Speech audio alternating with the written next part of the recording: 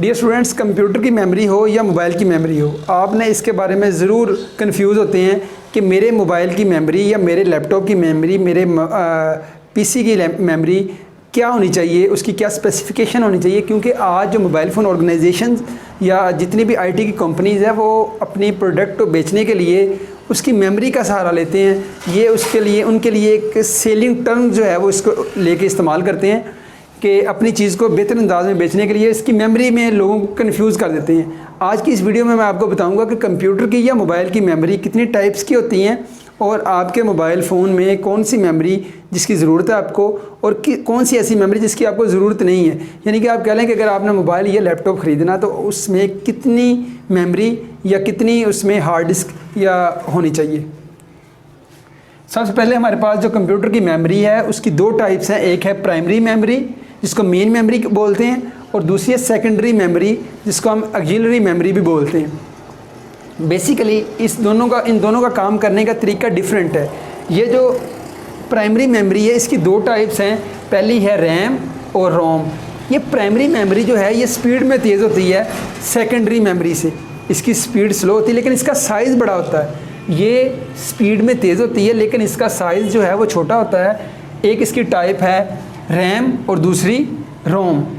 RAM जो है ये रैंडम एक्सेस मेमोरी है जो वोलेटाइल मेमोरी जिसको हम वोलेटाइल मेमोरी भी कहते हैं। ये सिर्फ़ और सिर्फ जब लाइट ऑन होती है, जब हम कंप्यूटर की पावर को ऑन करते हैं तो जितनी भी हमारी इंस्ट्रक्शंस हैं वो रैम में सबसे पहले लोड होंगी। फ़र्ज़ करें कि जब भी आपने अपना कंप्यूटर को या मोबाइल फ़ोन को ऑन किया तो उसका जो ऑपरेटिंग सिस्टम था वो कहाँ पे लोड हुआ? रैम में। इसीलिए अगर फ़र्ज़ करें आपके पास 4 GB रैम है तो जब आप अपना सिस्टम को ऑन करते हैं उसके बाद आप रैम चेक करें तो आपके पास 3 GB रैम बची होती है। क्योंकि मे बी वो एक जो GB रैम है वो आपके ऑपरेटिंग सिस्टम ने ले ली है। अब ये different operating system different RAM जो है वो कंज्यूम करते हैं। मिसाल के तौर पे जैसे आईफोन है वो बहुत थोड़ी रैम इस्तेमाल करता है, इसलिए वहाँ पे आईफोन की रैम जो है वो कम इस्तेमाल होगी। जो रैंडम एक्सेस मेमोरी है ये सिर्फ उसी वक्त एग्जीक्यूट होती है जब हम पावर ऑन करते हैं और जब पावर ऑफ कर देते हैं तो इसमें जितना डेटा होता है वो सारा का सारा वो डिलीट हो जाता है। इसकी फर्दर टाइप है एस रैम और दूसरा है डी रैम। एस रैम जो है स्टैटिक रैम, ये बेसिकली CPU इस्तेमाल करता है जिसको हम कैशे रैम भी बोलते हैं, कैशे मेमोरी भी बोलते हैं। ये बहुत फास्टर होती है और इसका साइज़ बहुत कम होता है।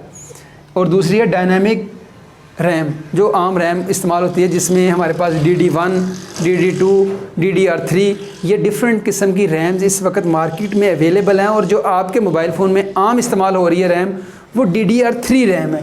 DDR3 रैम जो है ये इसके डिफरेंट वर्जन है। जैसे इसमें जो ट्रांजैक्शंस लगे होते हैं उसकी स्पीड, उसकी तादाद, उसका साइज़ कम होता है और उसकी स्पीड ज़्यादा होती है ताकि उसके जो पावर जो है वो कम से कम कंज्यूम हो सके।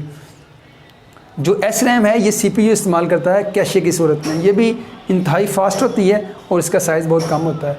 नंबर सेकंड पे हमारे पास जो रैम है मेमोरी है वो है रैम जिसको हम PROM भी बोलते हैं। इसकी further programmable random access memory. ROM असल में रीड ओनली मेमोरी है। ये कंप्यूटर की ऐसी मेमोरी है जो आम यूज़र इसको चेंज नहीं कर सकता। ये इनबिल्ट होती है। जो ऑर्गेनाइजेशन, जो कंपनी आपका प्रोसेसर या आपकी रैम या आपका जो CPU है उसको डेवलप करता है, तो जब डेवलप करता है तब वो जो इंस्ट्रक्शंस वहाँ पे इसको दे देता है, इसमें लिख देता है, वो चेंज नहीं हो सकती। मिसाल के तौर पे जब भी आप अपने मोबाइल फ़ोन को ऑन करते हैं तो वहाँ पे एक लोगो आपके सामने नज़र आता है। जैसे नोकिया का मोबाइल है तो नोकिया का लोगो आएगा, अगर सैमसंग का मोबाइल है तो उसका लोगो आएगा।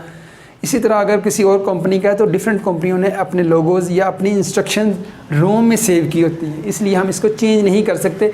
इसके अलावा आपके पास जो टेलीविज़न का रिमोट है वहाँ पे जो चिप लगी होती है बेसिकली वो रैम नहीं वो रोम होती है। आप वहाँ पे वो फिक्स है कि कौन से नंबर पे कौन सा नंबर आपने प्रेस करना तो वहाँ पे वो इन्फॉर्मेशन जाके चले जानी है। तो उसके अलावा आपके मोबाइल घर में जो आपके पास माइक्रोवेव ओवन है या आपके पास कपड़े धोने वाली मशीन है उसमें जो मेमोरी इस्तेमाल की जाती है वो रोम मेमोरी है, रीड ओनली मेमोरी। इसके अलावा इसकी फर्दर टाइप्स है हमारे पास erasable, programmable, read only memory और electronically erasable, programmable, read only memory. ये बेसिकली इसकी टाइप्स हैं और जो कि मेन मेमोरी कहलाती हैं कंप्यूटर की। ये वोलेटाइल नहीं होती बल्कि नॉन वोलेटाइल होती है। कंप्यूटर बंद भी हो जाए, कंप्यूटर दोबारा जब आप चलाएंगे तो ये जो रोम है, रीड ओनली मेमोरी है, ये उसकी परमानेंट मेमोरी है, ये वहाँ से यानी कि ये ज़ाया नहीं होती। दूसरे नंबर पर हमारे पास सेकेंडरी मेमोरी है। ये ऐसी मेमोरी है जो साइज़ में बड़ी होती है और स्पीड में कम होती है। तो इसमें हमारे पास सबसे पहले SSD है, सॉलिड स्टेट डिवाइसेस, HDD है, हार्ड डिस्क ड्राइव है, USB है, उसके अलावा CD है, DVD है।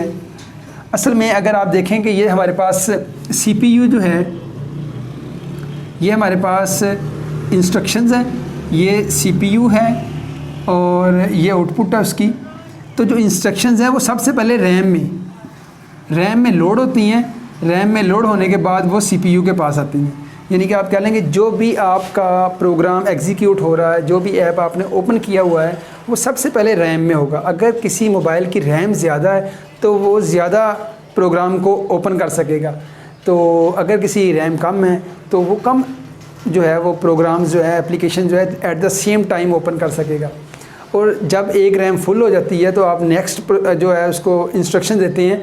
तो जो आपका एंड्रॉयड सिस्टम है, जो आपका ऑपरेटिंग सिस्टम है, वो जज करता है कि कौन सी जो आपका कौन सा आपका ऐप है जो आपने इस्तेमाल नहीं किया, या कौन सी इंस्ट्रक्शन जो आपने काफ़ी देर से रैम में पड़ी हुई है लेकिन इस्तेमाल नहीं की, वो उसको खारिज करके नई ऐप आपकी एग्जीक्यूट कर देता है।